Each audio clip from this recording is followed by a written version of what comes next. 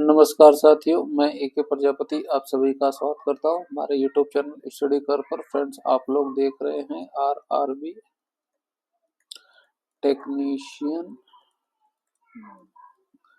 Grade 3 के paper solution की series, जिसमें ये 29 दिसंबर 2024 की सेकंड शिफ्ट का ये पेपर है, जिसका हम पार्ट 2 डिस्कस करेंगे। यहाँ पर 51 से लेकर के बाकी के 100 क्वेश्चन तक।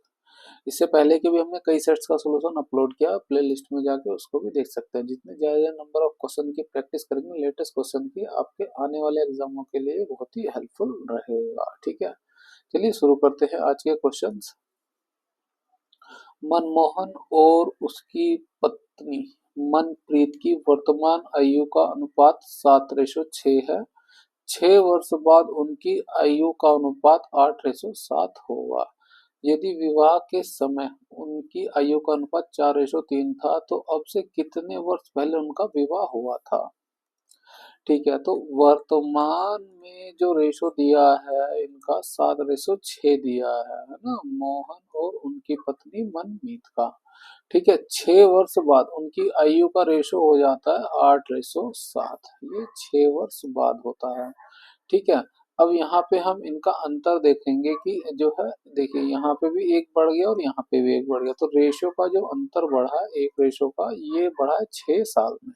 ठीक है, अब पूछा गया यदि विवाह के समय उनकी आयु का अनुपात 4:3 था, है ना। विवाह के समय मान लेते हैं कि ये वर्तमान में 7:6 था, तो विवाह के समय 4:3 जो दिया हुआ है ना, अब इनके बीच का अंतर देखें, यहाँ पे भी 3 रेशो का अंतर है और यहाँ पे भी 3 रेशो का ही अंतर है ना।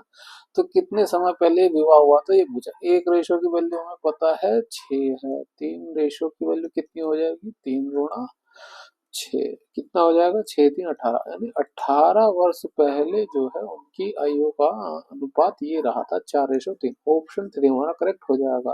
अब ये तो एक बहुत ही आसान सा क्वेश्चन हो गया। अब अगर मान लीजिए इसमें जैसे यहाँ पे भी इनका अंतर एक आया और यहाँ पे भी अंतर एक आया, अगर ये अंतर एक ना आता तो हम क्या करते, तो हम इसका रेशो को हम इसके अंतर को हम बैलेंस करते। कैसे, हम यहाँ से एक डिफरेंस निकालते, जैसे यहाँ से डिफरेंस लेते इन दोनों का, तो हमें इन दोनों का डिफरेंस लेते एक मिलता, और यहाँ पे हमें मान लीजिए यहाँ पे 2 मिल जाता डिफरेंस, तो 2 की गुणा इसमें कर देते, 1 की गुणा इसमें करते। इस तरह से हम इन दोनों का, इस रेशो का और इस रेशो का अंतर जो है बैलेंस करने की कोशिश करते हैं ना। इस रेशो का अंतर और इन दोनों रेशो का अंतर यहाँ पे सेम आ जाता। ठीक है, आने वाले कई क्वेश्चंस में मैंने किया भी है और आगे आएंगे तो आपको बताएंगे। ठीक है, नेक्स्ट क्वेश्चन।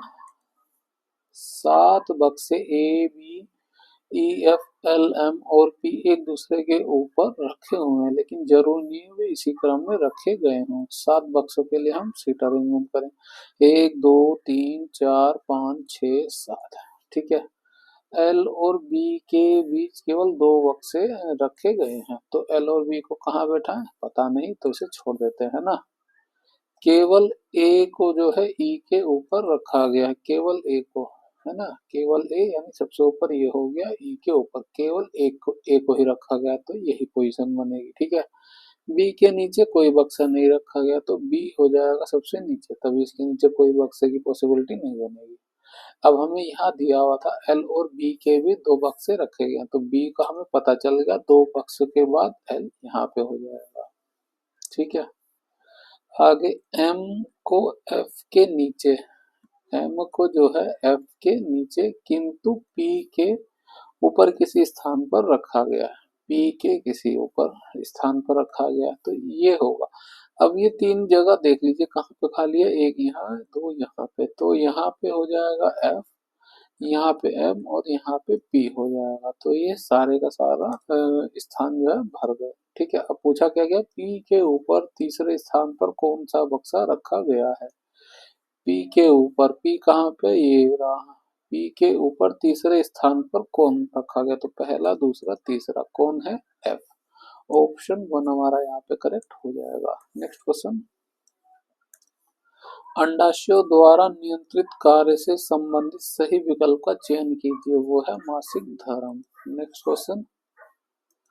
दिए गए व्यंजक को सरल कीजिए। कैसे सरल करेंगे? हम इसका एलसीएम ले लेंगे। कैसे एलसीएम लेंगे? हम इसकी गुणा इसके साथ कर देंगे, इसकी गुणा इसके साथ कर देंगे, ठीक है, ये इस तरह से, और इन दोनों की गुणा आपस में कर देंगे। तो क्या हो जाएगा नीचे? 1 + sin थीटा ब्रैकेट में हो जाएगा बाहर cos थीटा, ठीक है। इसकी गुणा इसके साथ करी तो क्या हो जाएगा? कोस स्क्वायर थीटा हो जाएगा, और इसकी गुणा इसके साथ करेंगे तो ये 1 + sin थीटा का होल स्क्वायर हो जाएगा, और ये देखेंगे तो a+b का होल स्क्वायर हो रहा है। उसका फॉर्मूला क्या होता है? a² + b² + 2ab, ठीक है। ए को हमने एक माना तो यहाँ पे रख देंगे एक हो गया, साइन बी को हमने साइन माना तो साइन स्क्वायर हो जाएगा ये, प्लस क्या हो जाएगा? ये एक ही है, ये साइन हुआ तो 2 sin थीटा, ठीक है। यहाँ पे मैं लिख देता हूँ 1 + sin² थीटा प्लस में 2 sin थीटा हो जाएगा ये, ठीक है। और हम ये जानते हैं cos square theta plus sine square theta एक होता है, तो एक इन दोनों की वैल्यू एक हो जाएगी, और एक ये है तो जुड़ जाए कितना हो जाएगा? 2, ठीक है।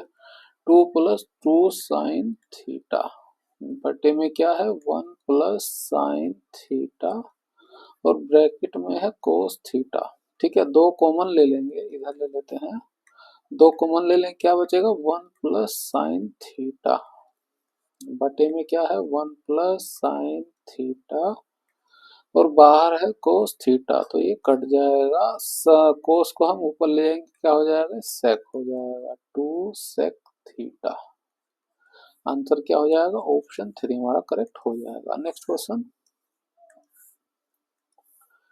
यदि शब्द डिफॉल्ट के प्रत्येक अक्षर को अंग्रेजी वर्णमाला क्रम में व्यवस्थित कर दिया जाए तो कितने अक्षरों का स्थान अपरिवर्तित रहेगा? यहाँ लिख लेते हैं डिफॉल्ट, DEFAULT। तो हमें इन सबको अंग्रेजी वर्णमाला में व्यवस्थित करते हैं। सबसे पहले क्या आएगा? ए आएगा, फिर आएगा डी, ई, एफ, फिर एल आ जाएगा, फिर टी आ जाएगा, और फिर यू आएगा। तो देखिए यहाँ पे पोजीशन जो है सबकी बदल गई, कोई भी जो अपरिवर्तित नहीं रहा, तो क्या हो जाएगा? 0। ऑप्शन 3 हमारा यहाँ पे करेक्ट हो जाएगा। नेक्स्ट क्वेश्चन, परावर्तन के नियम निम्नलिखित में से किस पर लागू होते हैं? वो होते हैं समतल और गोलीय दर्पण। गोलीय दर्पण कौन होता है? उत्तल दर्पण और अवतल दर्पण। आप इसको याद रखिए। नेक्स्ट क्वेश्चन, स्पाइरोगाइरा में किस प्रकार का जनन देखा जाता है? वो देखा जाता है खंडन तरह का, है ना। और ये खंडन किस में होता है? ये होता है अमीबा में, ठीक है। और बडिंग, बडिंग किस में होती है? ये होती है हाइड्रा में, हाइड्रा में या ईस्ट में, ठीक है। कायिक परिवर्धन, कायिक परिवर्तन किसमें किससे होता है? जैसे जड़ से होता है, तना से होता है, पत्तियों से होता है। आप इसको याद रखिए, यही क्वेश्चन बार बार पूछा जाता है। नेक्स्ट क्वेश्चन, राजीव बिंदु ए से चलना आरंभ करता है और पश्चिम की ओर 2 किलोमीटर चलता है, तो पश्चिम किस साइड होगा? इस साइड हो जाएगा। 2 किलोमीटर चलता है, फिर वह दाईं ओर मुड़ता है, तो अभी उसका मुंह इधर है तो दायां उसका इधर हो जाएगा, और 1 किलोमीटर चलता है। ये हो गया वो 1 किलोमीटर, ठीक है। फिर वह बाईं ओर मुड़ता है तो अभी वो इधर है तो बायां उसका इधर हो जाएगा, ठीक है, और 3 किलोमीटर चलता है, ठीक है। दोबारा वह बाईं ओर मुड़ता है तो अभी उसका बायां इस साइड हो जाएगा, और 1 किलोमीटर चलता है। 1 किलोमीटर ऊपर आया था तो 1 किलोमीटर नीचे, यानी इसी के सामने आ गया ये, ठीक है। फिर वह अंतिम बार बाईं ओर मुड़ता है तो अभी उसका मुंह इधर है तो अब बायां उसका इधर हो जाएगा, है ना। और बिंदु बी तक पहुंचने के लिए 4 किलोमीटर चलता है। ये बिंदु बी था, है ना। 4 किलोमीटर चलता है तो 3 देखिए इधर आया था, और एक ये चल देगा तो ये यहाँ पे कहीं पहुंच जाएगा बिंदु ए पर, है ना। ये बिंदु ए था, ठीक है, बिंदु ए पर दोबारा पहुंचने के लिए उसे कितनी दूरी तक और किस दिशा में गाड़ी चलानी होगी। ठीक है, ये यहाँ पे बिंदु बी तक पहुंचा, इनके बीच गैप कितना रह गया, 1 किलोमीटर का।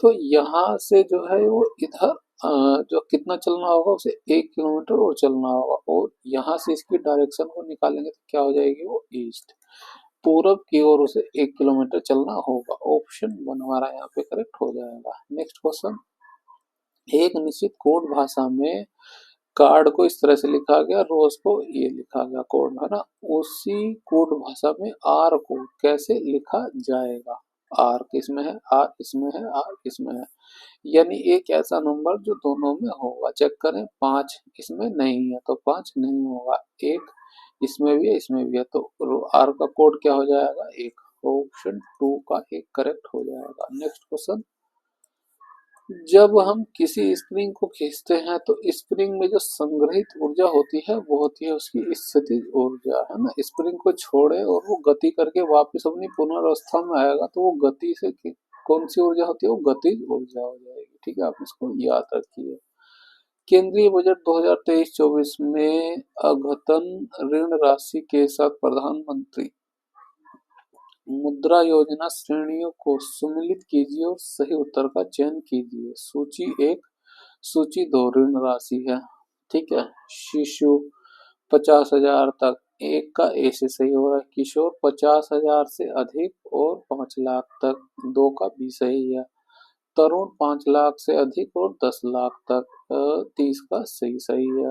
तरुण प्लस 10 लाख से अधिक और 20 लाख तक, तो एक का ए ये हो रहा है, दो का बी, तीन का सी, चार का डी। ऑप्शन वन हमारा यहाँ पे करेक्ट हो जाएगा। नेक्स्ट क्वेश्चन, 80 लीटर के एक मिश्रण में दूध और पानी का अनुपात 3:1 है ना। 80 लीटर जो है मिश्रण है दूध और पानी का, तो इन दोनों को जोड़ दे कितना हो जाएगा, 4, है ना। इसको x मान लिए, 3x हो गया, ये 1x हो जाएगा, तो 4x बराबर कितना हो जाएगा, 80। आप इस तरह से भी लिख सकते हैं, डायरेक्टली आप लिखना चाहें तो, है ना। इन दोनों को जोड़ दिए, 4 हो गया ये।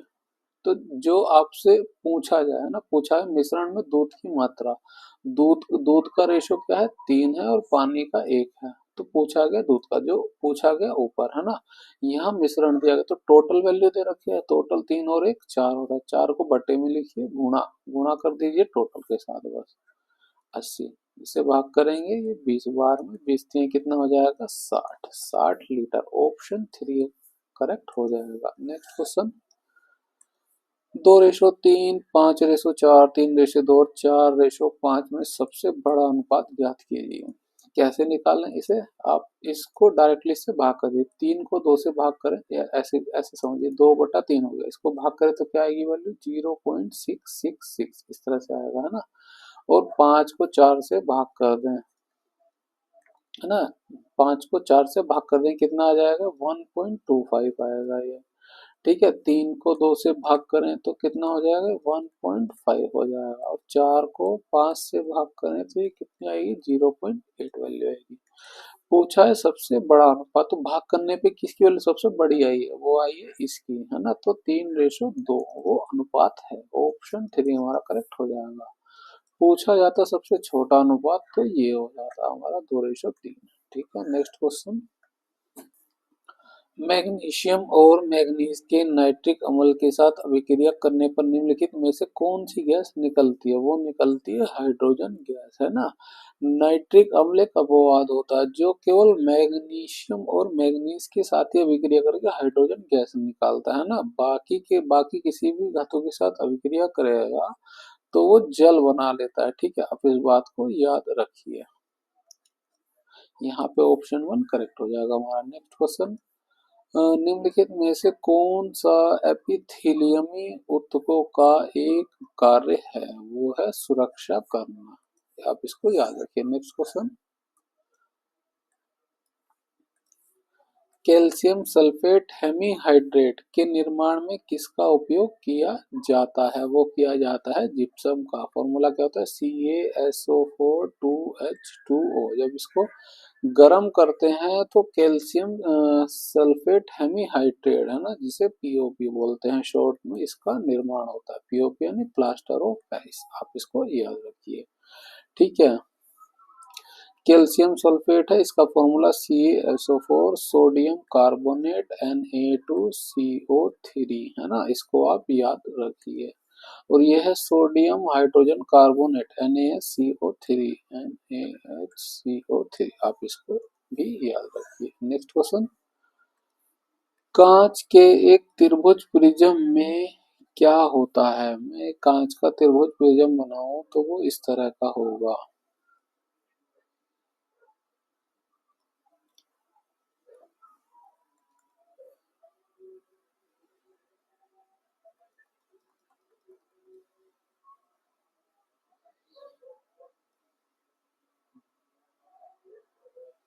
ठीक है, तो वो इस तरह का दिखाई देगा। तो उसमें क्या हो रहा है कि आप देखेंगे दो त्रिभुजाकार आधार है ना, एक त्रिभुजाकार ये हो गया और एक ये हो गया, ये पोर्शन। तो दो त्रिभुजाकार आधार और तीन आयताकार पार्श्व हो जाते हैं। ये बॉटम पोर्शन एक हो जाता है और एक ये वाला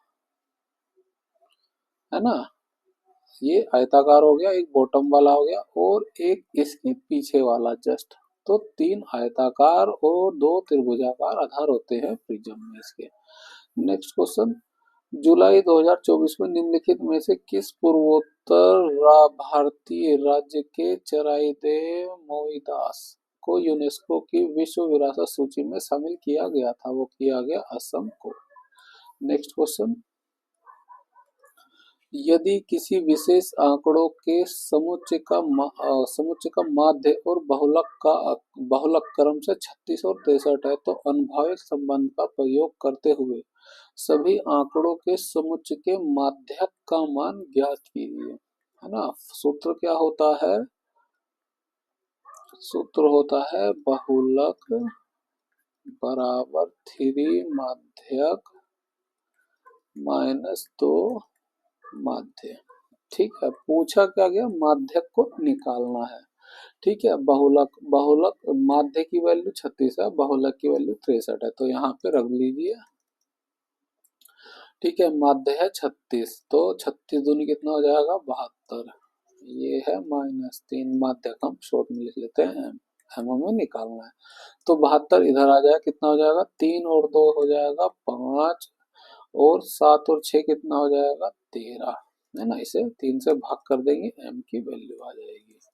तो 3 चौक 12, 3 बचे 15, m की वैल्यू कितनी हो जाएगी? 45। ऑप्शन 2 हमारा यहाँ पे करेक्ट हो जाएगा। नेक्स्ट क्वेश्चन,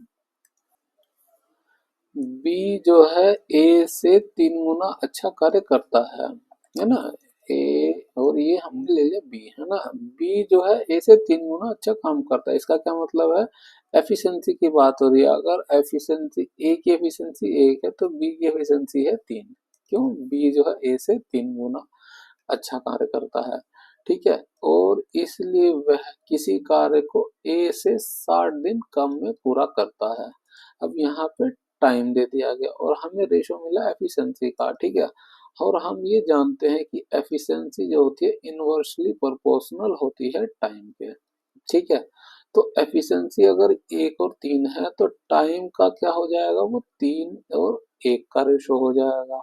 ठीक है, जो है यहाँ दिया गया है ए से बी 60 दिन कम में पूरा कर सकता है ना। यानी कि इसका अंतर दिया गया है। अब 2x ले लें, इसको आप ऐसे ले लें, 3x हो गया, ये 1x हो गया, तो इसका अंतर क्या हो जाएगा? 2x। इसकी वैल्यू दी है 60। ठीक है, इससे भाग करेंगे तो x की वैल्यू कितनी हो जाएगी? 30। इसका मतलब है कि जो है बी जो है 30 दिन में किसी कार्य को कर सकता है और ए को जो लगेगा का टाइम लगेगा 90। हम यहाँ से एलसीएम लें, एलसीएम क्या आएगा? 90 आ जाएगा। और ये एलसीएम जो लेते हैं वो होता है टोटल वर्क।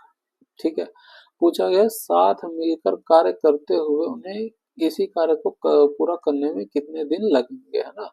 तो ये एफिशिएंसी 1 और 3 की है, तो दोनों की एफिशिएंसी कितनी हो जाएगी? हो जाएगी 3 और 1 4। टोटल वर्क है 90। 90 को हम 4 से भाग करें तो क्या हो जाए? 2 से भाग करेंगे 2 बार में, 45 बार में। फर्दर भाग करेंगे 22.5 हो जाएगा, या इसे 22 सहित 1/2 भी लिख सकते हैं, जो हमारा आंसर में इस तरह से दिया। ऑप्शन 3 हमारा यहाँ पे करेक्ट हो जाएगा। नेक्स्ट क्वेश्चन, यदि किसी बेलन की त्रिज्या में 30% की वृद्धि की जाए और उसकी ऊंचाई में 30% की कमी की जाए, तो उसके वक्रपृष्ठीय क्षेत्रफल में कितने प्रतिशत की कमी हो जाएगी? वक्रपृष्ठीय क्षेत्रफल का फॉर्मूला क्या होता है? बेलन के लिए होता है 2πr/h। अब इसमें एक आर है और एक एच है, तो इसके लिए आप डायरेक्ट इफेक्टिव परसेंटेज लगा दीजिए एक बार, है ना। क्या होता है? ए प्लस बी प्लस ए बटा बी गुणा 100। ठीक है, अब वृद्धि दी गई है ना, तो उसे प्लस में ले लीजिए। कितना? 30%। परसेंट को लिखने की जरूरत नहीं है, सब परसेंट में ही निकलेगा, है ना। और एक ऊंचाई को जो है 30% कमी की है, जो कमी करी है वो माइनस में, तो अब यहाँ पे भी रख लीजिए। कितना हो जाएगा? 30। दूसरा है माइनस में 30/100। ठीक है, एक जीरो से ये जीरो, एक जीरो से ये जीरो, और इसको घटाएंगे तो ये जीरो हो जाएगा। ठीक है, और यहाँ पे 3 गुणा 3 करेंगे 9 आएगा, ये माइनस है तो ये वैल्यू हो जाएगी माइनस में, माइनस का 9%। ऑप्शन 1 हमारा यहाँ पे करेक्ट हो जाएगा। अब मान लीजिए यहाँ पे दे देता है ये पाई आर स्क्वायर एच, है ना। ये आयतन को निकालना पड़ता तो आपको ये 2 बार निकालना पड़ता। ठीक है, next question, NASA ISRO synthetic aperture radar mission का प्राथमिक उद्देश्य क्या है? वो है जलवायु क्रियाशीलता। नेक्स्ट क्वेश्चन, एक पूर्णवर्ग संख्या में इकाई के स्थान पर अंक का कभी नहीं हो सकता। इकाई के स्थान अंक पर कौन सा अंक नहीं हो सकता, ये पूछा गया। आप इसके लिए एग्जांपल लीजिए ना, जैसे लीजिए 2 3 4 5 6। मैं इनका स्क्वायर कर दूं, है ना, क्या आएगा? 4 आएगा। 3 का स्क्वायर करूँ तो 9 आएगा। 4 का स्क्वायर करूँ तो 16 हो जाएगा। 5 का स्क्वायर करूँ 25 हो जाएगा। 6 का स्क्वायर करूँ 36 हो जाएगा। ऐसे ही 7 का स्क्वायर करूँ तो 49 हो जाएगा। 8 का स्क्वायर करूँ तो 64 हो जाएगा। 9 का स्क्वायर करूँ 81 हो जाएगा। ठीक है, तो अब देखेंगे 4 आ रहा है ना, 4 यहाँ पे आ रहा है, तो 4 तो हो सकता है ना, पूछा गया को कभी नहीं हो सकता है। आप यहाँ देखें 9, 9 इधर आ रहा है, 9 इधर आ रहा है, रिपीट हो रही हैं चीजें, तो 9 भी आ सकता है। अब देखेंगे 1 भी आ सकता है। कि इन सब में क्या नहीं आ रहा है? वो है 8। 8 कभी नहीं आएगा। आप चाहे इससे ज्यादा कर लीजिए, 11 का स्क्वायर करेंगे 121, तो इकाई अंक इसका 1 हुआ, है ना। ऐसे ही आप 12 का स्क्वायर करेंगे तो क्या हो जाएगा? 144, इकाई अंक क्या हुआ? 4 हुआ, है ना। 13 का स्क्वायर करेंगे 169 हो जाए, तो इकाई अंक 9 हुआ, लेकिन 8 कहीं नहीं आएगा। ठीक है, नेक्स्ट क्वेश्चन, निम्नलिखित में से कौन सी धातु अम्ल के साथ न्यूनतम क्रियाशील है ना। अम्ल के साथ कौन सी है? देखिए, इसमें सबसे ज्यादा एल्युमिनियम हो जाएगी, उससे ज्यादा जिंक, उससे कम जिंक, उससे कम आयरन, ठीक है, और उससे कम क्या होगा? कॉपर। ठीक है, तो सबसे पूछा है न्यूनतम अभिक्रियाशीलता किसकी होगी? कॉपर की। नेक्स्ट क्वेश्चन, 31 मार्च 2024 को नई दिल्ली में आयोजित हॉकी इंडिया अवार्ड 2023 में निम्नलिखित खिलाड़ियों में से किस खिलाड़ी ने पुरुष वर्ग में प्लेयर ऑफ द ईयर का पुरस्कार जीता? वो जीता है हार्दिक सिंह ने। नेक्स्ट क्वेश्चन, निम्नलिखित में से कौन से भारतीय स्टार्टअप जेप्टो के संस्थापक हैं जो 2024 रून रिच लिस्ट के अनुसार भारत के सबसे कम उम्र के अरबपति बन गए हैं? वो है केवल्य वोहरा और आदित्य पालिचा। नेक्स्ट क्वेश्चन, तने या जड़ के व्यास में वृद्धि का कारण बनता है, कौन बनता है? कैम्बियम, या इसे क्या बोलते हैं? एक वो लेटरल, है ना, लेटरल मेरिस्टेम। आप दोनों ही नामों को याद रखिए। यहाँ पे ऑप्शन 4 हमारा करेक्ट हो जाएगा। नेक्स्ट क्वेश्चन, दी गई श्रृंखला को तार्किक रूप से पूरा करने के लिए प्रश्न चिन्ह के स्थान पर निम्नलिखित में से कौन सा विकल्प आना चाहिए? ठीक है, अब यहाँ देखेंगे ये 74 हो गया, 52 हो गया, ये घट रहा है और देखेंगे फिर बढ़ रहा है, तो अल्टरनेट को चेक करें, ये बढ़ रहा है, अगला बढ़ रहा है ना, तो इसका डिफरेंस देखें इन दोनों का, तो क्या आएगा, डिफरेंस आएगा प्लस के 8 का, है ना, और यहाँ पे प्लस के 8 का, तो अगला जो है इसमें 8 जोड़ दें कितना हो जाएगा, 298। ऑप्शन 3 हमारा करेक्ट हो जाएगा। नेक्स्ट क्वेश्चन, शीर्षस्थ विभज्योतक एपिकल मेरिस्टम निम्नलिखित में से किसमें उपस्थित होता है, ये सब पादपों में होता है ना, तो ऑप्शन 3 हमारा यहाँ पे करेक्ट हो जाएगा। नेक्स्ट क्वेश्चन, 7 व्यक्ति A B C D E F और जी एक पंक्ति में उत्तर की ओर मुख करके बैठे हैं, तो 7 लोगों के लिए जगह बना दे उत्तर की तरफ, 1 2 3 4 5 6 7, ठीक है, सब उत्तर की तरफ मुंह करके बैठे हैं, ये होगा उत्तर की तरफ मुंह। ए के दाएं और कोई नहीं बैठा हुआ है, वो कब होगा, जब ए बिल्कुल लास्ट में बैठा हो दाएं पे। बी डी और बी के बीच केवल 4 व्यक्ति बैठे हुए हैं, है ना, इनके बीच में 4 है, 1 2 3 4 और 2 ये 6, इसका मतलब हो गया ये टोटल 7 थे, एक की जगह तो रिजर्व हो गई, यानी कि दोनों ही जो है या तो डी इधर होगा या बी इधर होगा, तब इनके बीच 4 लोग बैठेंगे। अब जरूरी नहीं है, इधर हो सकता है डी हो और इधर हो सकता है बी हो, यही पॉसिबिलिटी है ना, बाकी चेक करें।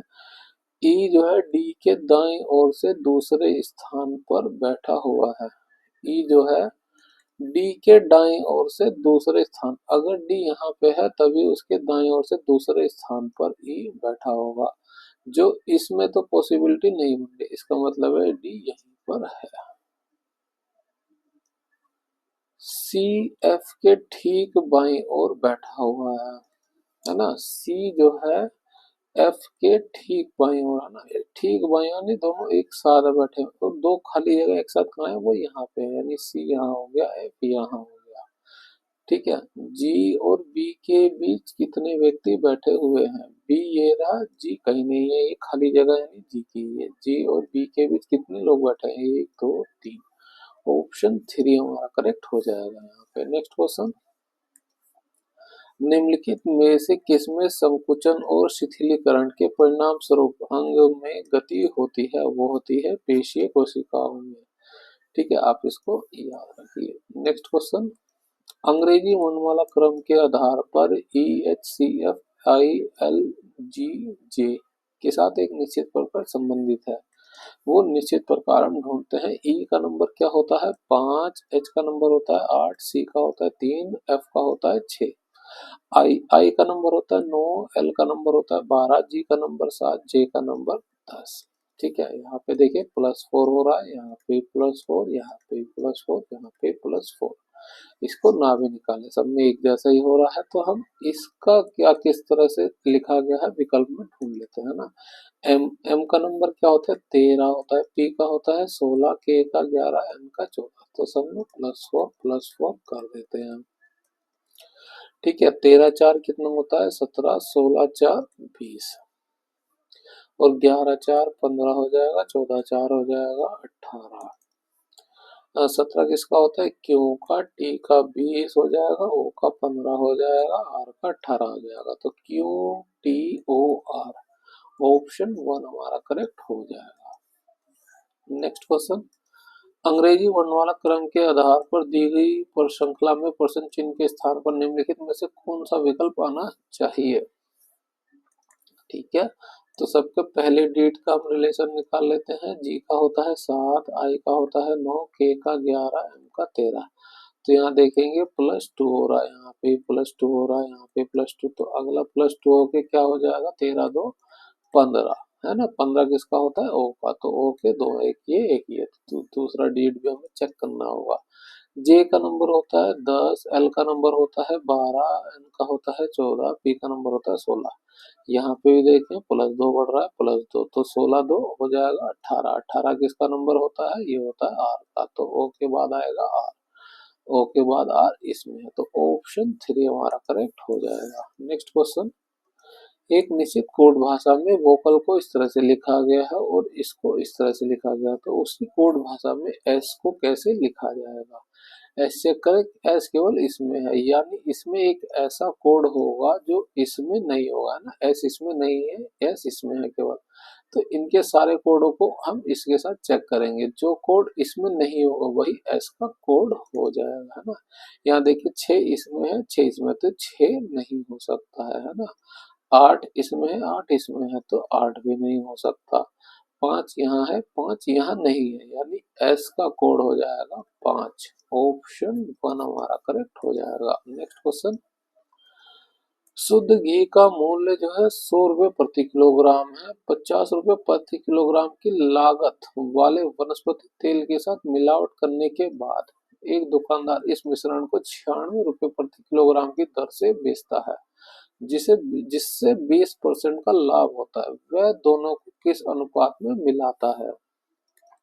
ठीक है, तो किस अनुपात में मिलाना है, यहाँ पे दे दिया है ये सेलिंग प्राइस, है ना। 96 रुपये दिया है सेलिंग प्राइस। हमें मिलाया ये क्या, ये कॉस्ट प्राइस है, ये भी कॉस्ट प्राइस है, तो हमें जो है मिक्सचर का जो रेशो होगा कॉस्ट प्राइस का वो वैल्यू को निकालना पड़ेगा, है ना। ये है सेलिंग प्राइस जो है, जिसकी वैल्यू है 96 रुपये, यानी इसको परसेंटेज में लिखे तो हो जाएगा 120%, है ना। 20% का लाभ हो रहा है तो वो हो जाएगा 120%। कॉस्ट प्राइस क्या होता है, वो होता है 100%। तो कॉस्ट प्राइस की वैल्यू को हम निकाल लेंगे, यहाँ पे हम डायरेक्ट सीपी भी लिख सकते हैं ना। बस क्रॉस मल्टीप्लाई की क्या हो जाएगा, सीपी गुणा सी बटे में आ जाएगा। 96 गुणा 100% बटे में हो जाएगा 120%। ठीक है, परसेंट से परसेंट कट जाए, 0 से 0, 12 से कट जाएगा, 12 अट्ठे 96, 8 से 10 की गुणा कर देंगे हो जाएगा 80। कॉस्ट प्राइस की वैल्यू हुई 80, ये मिक्सचर की वैल्यू हुई। ठीक है, जो शुद्ध घी था, ठीक है, ये था शुद्ध, जिसकी कीमत थी, कॉस्ट प्राइस था 100 रुपये, और वनस्पति तेल, है ना, तेल जिसकी कीमत है 50 रुपये। इन दोनों को किस रेशो में मिलाए कि उसका रेट जो है 80 रुपये हो जाए। बस इसको, ये एलिगेशन मेथड होता है। ठीक है, अब इसका डिफरेंस निकाले तो क्या आएगा, 30 आएगा, इसका डिफरेंस निकाले तो 20 आएगा। तो बस इन दोनों को भाग कर दिए, 10 से 10 बस चला जाएगा, तो रेशो क्या आएगा, 3:2 का। 3 हो गया शुद्ध घी और 2 रेशो हो जाएगा वनस्पति तेल, 3:2 का रेशो हो जाएगा। ऑप्शन 4 हमारा करेक्ट हो जाएगा। नेक्स्ट क्वेश्चन, निम्नलिखित में से कौन सा हाइड्रोकार्बन सामान्यतः स्वच्छ ज्वाला उत्पन्न करता है ना, वो करता है संतृप्त हाइड्रोकार्बन। ठीक है, सैचुरेटेड हाइड्रोकार्बन करता है, आप इसको याद रखिए, सैचुरेटेड।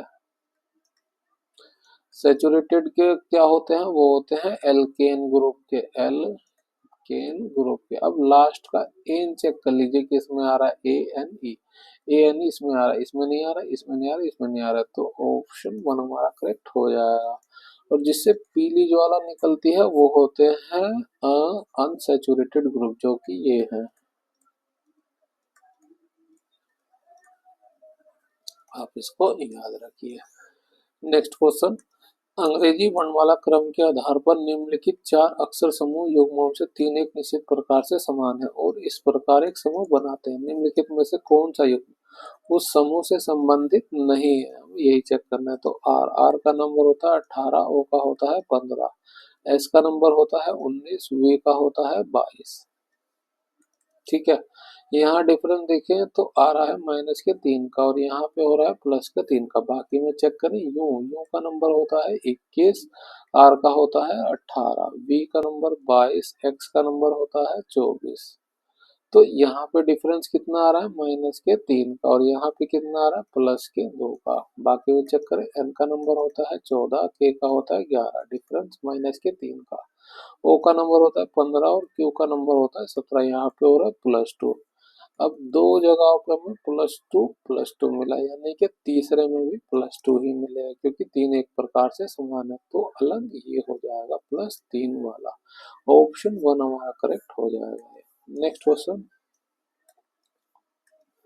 दी गई बारंबारता बटन प्रणाली का समांतर माध्य ज्ञात कीजिए। ठीक है, जैसे जब ये माध्य वाध्य निकालने का या औसत निकालने का, तो उसके लिए क्या करिए कि आप एक वैल्यू को मान लीजिए कि माध्य है। ठीक है, तो इजी कैलकुलेशन के लिए क्या मान लिया मैंने, वो मान लिया, माध्य मान लिया मैंने 50 है ना। मीन मान लिया कि वो 50 है। अब ये 50 से डिफरेंस कितना हो जाएगा, यहाँ पे 0 हो जाएगा, यहाँ पे कितना आएगा डिफरेंस, माइनस के 22 का, है ना। और यहाँ पे डिफरेंस कितना आएगा, ये प्लस में आएगा क्योंकि उससे ज्यादा है, कितना 35। यहाँ पे कितना आएगा, माइनस के 10 का। अब बस इनकी इसकी गुणा कर दीजिए, गुणा करेंगे तो ये तो 0 हो जाएगा, इसकी गुणा करेंगे ये हो जाएगा 88। 35 दूनी 70, 7 210 हो जाएगा ये प्लस का।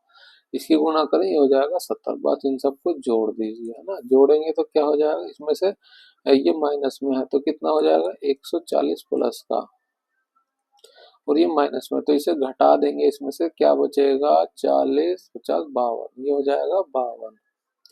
ठीक है। हमने माध्य माना था हमारा 50 हो, अब हमें इसका माध्य निकालना है। तो इन सबको जोड़ दे, 4 3 7, 7 7 14, 14 6 20, भाग कर देंगे हो जाएगा 26। 26 बटे में था 10, कितना हो जाएगा 2.6। अब ये वैल्यू हमारी आई थी प्लस में, है ना। तो हमने जो माना था प्लस में 50, इसमें हम प्लस 2.6 को जोड़ देंगे, है ना। तो कितना हो जाएगा 52.6, ऑप्शन 2 हमारा करेक्ट हो जाएगा। अब यही वैल्यू मान लेते कि हमारी नेगेटिव आ जाती तो हम माध्य से उतना ही घटा देते हैं। नेक्स्ट क्वेश्चन, द्रव्यमान m के एक निश्चित ग्रह पर सार्वत्रिक गुरुत्वाकर्षण नियतांक का मान g है। 4m द्रव्यमान वाले दूसरे ग्रह पर सार्वत्रिक गुरुत्वाकर्षण नियतांक का मान क्या होगा, वहां पर भी वो g होगा, है ना।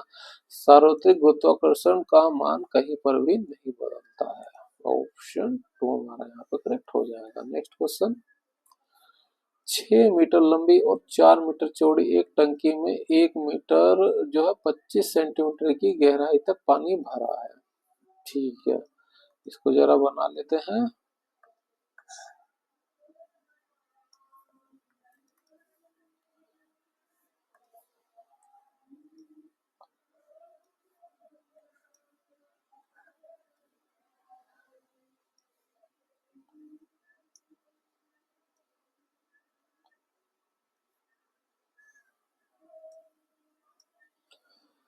ठीक है, तो क्या हो गया, ये 6 मीटर लंबा हो गया, 4 मीटर ये चौड़ा हो गया।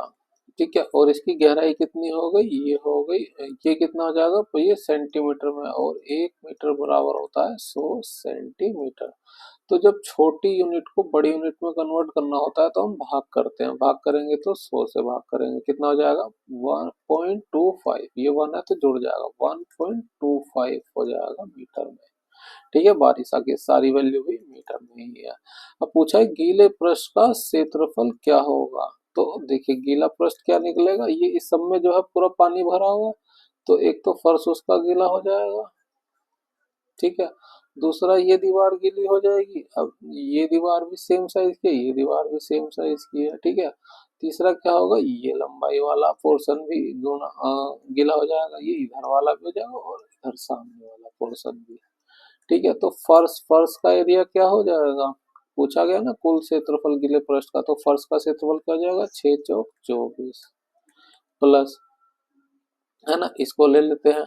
तो इस वाले दीवार की ऊंचाई लंब चौड़ाई होगी 4 और ऊंचाई होगी 1.25, तो 4 गुणा 1.25, अब ये दो है ना, एक इधर है एक ये हो गया, तो इसको दुगना कर देते हैं, ये इसका एरिया आ गया। और इसका एरिया निकालें तो क्या हो जाएगा, इसकी लंबाई हो गई 6, ऊंचाई हो गई 1.25, तो इधर लिख लेते हैं 6 गुणा 1.25। अब ये भी दो है ना, दो दीवारें हैं, एक इधर वाली हो गई एक इधर वाली हो गई, तो इसको भी दुगना कर देते हैं, इधर कर देते हैं, लिख देते हैं।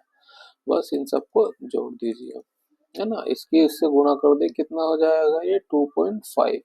2.5 किससे गुणा करेंगे, 10 हो जाएगा, तो 24 प्लस 10 प्लस, है ना, इसकी ये हो जाएगा ढाई, ढाई की 6 से गुणा कर दे, 6 दूनी 12 और 3 15, है ना। 5 4 जोड़ लें इसको, तो 5 4 9 हो जाएगा, 20 30 40 49। इसका एरिया हो जाएगा गिले प्लस का 49 मीटर स्क्वायर। नेक्स्ट क्वेश्चन,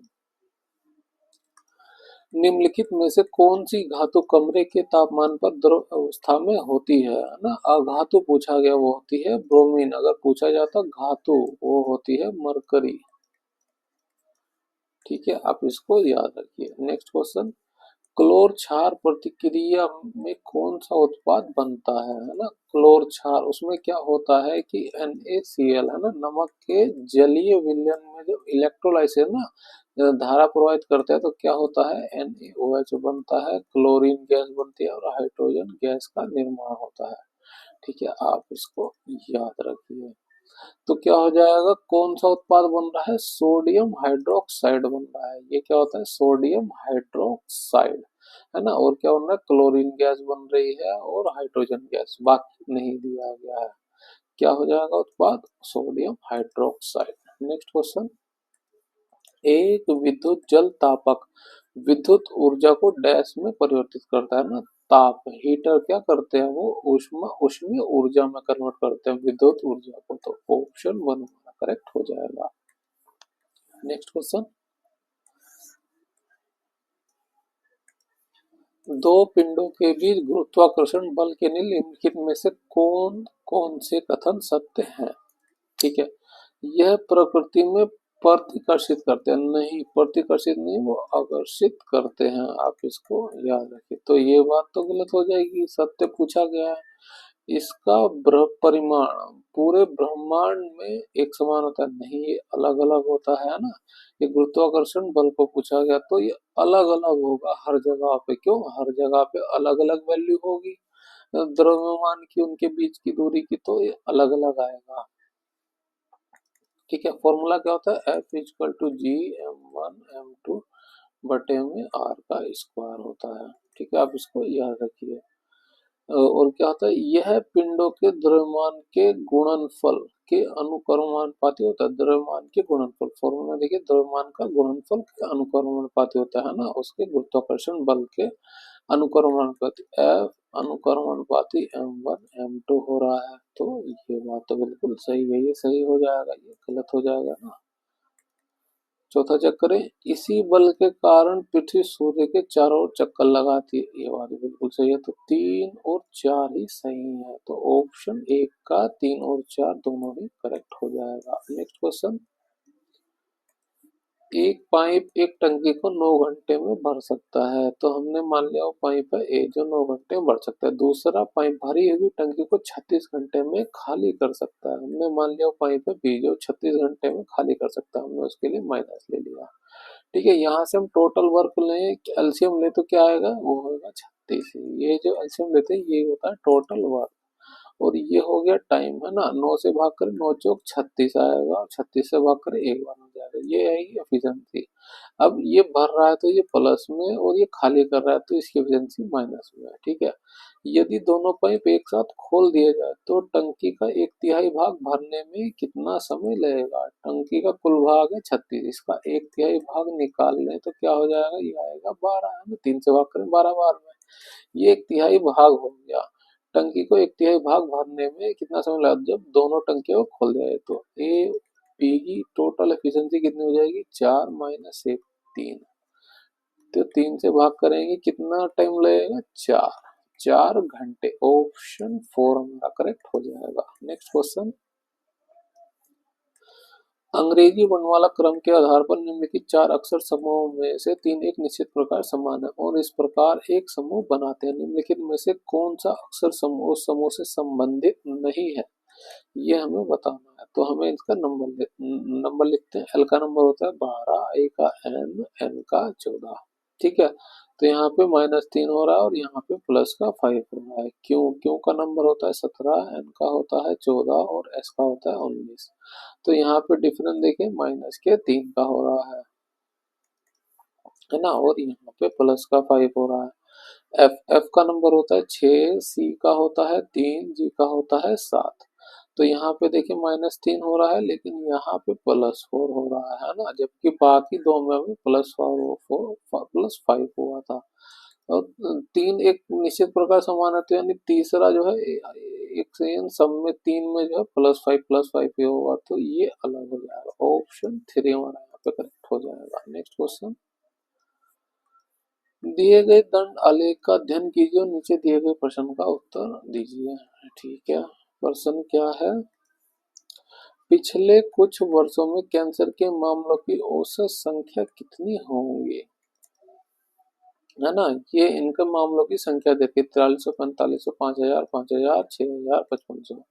तो औसत निकालना है, फिर से वही जैसे हमने किया था, तो हम अपनी तरफ से एक औसत मान लेते हैं। हमने मान लिया कि वो एवरेज है 5000 का, है ना। तो यहाँ देखें ये कितना कम है 5000 से, 700। ये कितना है माइनस का 500, ये जीरो हो जाएगा, ये भी जीरो हो जाएगा। ये कितना ज्यादा है 1000, है ना। प्लस और माइनस के साथ लिखिए, ये कितना ज्यादा है प्लस का 500। अब एवरेज निकालना है तो इन सबको जोड़ दीजिए, है ना। जोड़ेंगे तो क्या होगा, ये 500 है प्लस में, ये माइनस में, तो ये कट जाएगा। इसको इससे घटाएंगे तो कितना हो जाएगा, ये हो जाएगा 300। ये हुआ योग। ठीक है, एवरेज के लिए हमें संख्या, कुल संख्याओं से भाग करना होता है। कितनी है, 1 2 3 4 5 6, 6 से भाग कर 6 पंचे 30। ये आया प्लस में 50। हमने माना था 5000, तो 50 और जोड़ देंगे उसमें, कितना हो जाएगा 5050। आंसर चेक करें क्या हो जाएगा, ऑप्शन 3 हमारा करेक्ट हो जाएगा, 5050। नेक्स्ट क्वेश्चन, यदि 3 अंकीय संख्या 4 टू a है, ये 3 अंकीय संख्या 9 से विभाज्य है, तो अंक a का मान ज्ञात कीजिए। 9 से विभाज्य के डिविजिबिलिटी रूल क्या होता है कि इन संख्याओं का योग या तो 9 हो या फिर 9 का मल्टीपल हो। जैसे 9 दूनी 18, 9 तीन 27, इस तरह से हो, है ना। अब इनके अंकों का योग जोड़ना है ना, 4 और 2 6। यानी अब ये विभाज्य संख्या, यानी कि इसमें 3 जोड़ दे, यानी a की वैल्यू 3 है, तो ये 9 हो जाएगा, और 9 से ही 9 से 9 डिविजिबल हो जाएगा, है ना। तो ये क्या हो जाएगी संख्या, a की वैल्यू क्या हो जाएगी 3। ऑप्शन 3 हमारा करेक्ट हो जाएगा। नेक्स्ट क्वेश्चन, नीचे दिए गए कथनों निष्कर्षों को ध्यानपूर्वक पढ़िए। आपको माने दिए गए कथन सत्य हैं, चाहे वह सामान्य ज्ञात तथ्यों से अलग प्रतीत होते हो। कथन क्या है, कुछ भाग शेर हैं, कुछ बाघ शेर हैं, तो कुछ पोर्शन आ जाएगा ये शेर में। ठीक है, कुछ शेर चीते हैं, कुछ शेर जो है चीते हैं, ये चीते हो गए। तो निष्कर्ष क्या निकलेगा, कुछ शेर बाघ है, कुछ शेर बाघ है ना, दोनों का कुछ सर्कल आ रहा है, तो ये निष्कर्ष तो सही हो जाएगा। दूसरा चेक करें, कुछ बाघ चीते हैं, बाघेरा चीतेरा, इन दोनों का कोई रिलेशन नहीं दिया हुआ है, तो हम इसको नहीं बता सकते, ये गलत हो जाएगा। निष्कर्ष क्या कंफर्म है हमारे लिए, ऑप्शन 3, केवल निष्कर्ष एक कथन के अनुसार है। नेक्स्ट क्वेश्चन, निम्नलिखित संख्याओं और प्रतीकों की श्रृंखला को देखिए और नीचे दिए गए प्रश्न का उत्तर दीजिए। संख्याओं और प्रतीकों की गिनती केवल बाएं से दाएं ही की जानी चाहिए। ठीक है, बाएं से दाएं और करनी है। उपरोक्त श्रृंखला में ऐसे कितने प्रतीक हैं ना, हमने ये बना लिया एक प्रतीक, जिनमें से प्रत्येक के ठीक पहले एक सम संख्या है, यानी उसमें प्रत्येक से पहले सम संख्या और ठीक बाद में एक विषम संख्या है। तो बस हमें यही ऐसे कितने मिल रहे हैं इस तरह के, वो हमें ढूंढना है। तो प्रत्येक से पहले हम सम संख्या को ढूंढते, प्रतीक ये रहा, सम नहीं आ रहा, प्रतीक से पहले सम नहीं आ रहा, प्रतीक से पहले सम यहाँ नहीं आया। प्रतीक से पहले सम तो मिला, लेकिन उसके बाद एक विषम संख्या होनी चाहिए थी, तो यहाँ पे विषम संख्या नहीं मिली, तो ये भी नहीं होगा। यहाँ देखिए प्रतीक से पहले संख्या और उसके बाद संख्या ही नहीं है, तो ये भी नहीं होगा। यहाँ पे प्रतीक से पहले सम होना चाहिए, तो ये भी नहीं हो सकता, और कोई हमें मिल ही नहीं रहा इस तरह का। तो क्या हो जाएगा आंसर, ऑप्शन 1, एक भी नहीं हो जाएगा। ठीक है, हाँ ठीक है फ्रेंड्स, यहाँ पर हमारा जो है पार्ट 2 कंप्लीट होता है, जिसमें हमने 51 से लेकर के 100 क्वेश्चन डिस्कस किए। अगर आपको हमारी वीडियो अच्छी लगी है तो इसे लाइक करें, शेयर करें और सब्सक्राइब करें हमारे चैनल को इस तरह की वीडियो के लिए, है ना। जितने ज़्यादा नंबर ऑफ लेटेस्ट क्वेश्चन की प्रैक्टिस करेंगे, ये आपके आने वाले एग्जाम के लिए बहुत ही हेल्पफुल होगा। Thank you,